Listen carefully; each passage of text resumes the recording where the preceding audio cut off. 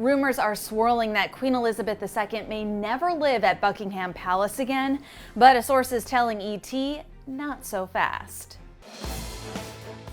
Over the weekend, reports surfaced that the 95-year-old monarch, who relocated to Windsor Castle about 20 miles outside of London when the pandemic hit in March 2020, is not expected to return to the iconic London palace where she lived with Prince Philip.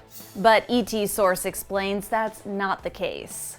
We are told the Queen is continuing a variety of engagements and official duties at Buckingham Palace, and stresses that it will remain the central base of the monarchy. Of course, in 2016, a $460 million decade-long refurbishment project was announced. And at the time, it was reported that the Queen would remain in the palace while the project was underway. But ET source says the Queen and Philip moved into Windsor during the lockdown at the height of the pandemic to create what was dubbed a COVID-safe bubble, where Prince Philip lived until his death last April. And the source explains that the renovations at Buckingham Palace are expected to last until 2027. Meanwhile, like millions of people, HRH has largely pivoted to video chats. She continues to hold her meetings with Prime Minister Boris Johnson even while she was fighting COVID. I have spoken to senior palace aides who assure me that the Queen is in good spirits.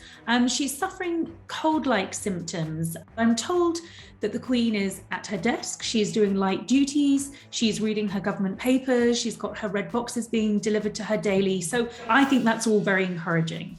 But on Monday, she held her first in-person meeting since recovering from COVID, greeting Canadian Prime Minister Justin Trudeau in the Windsor Castle Oak Room.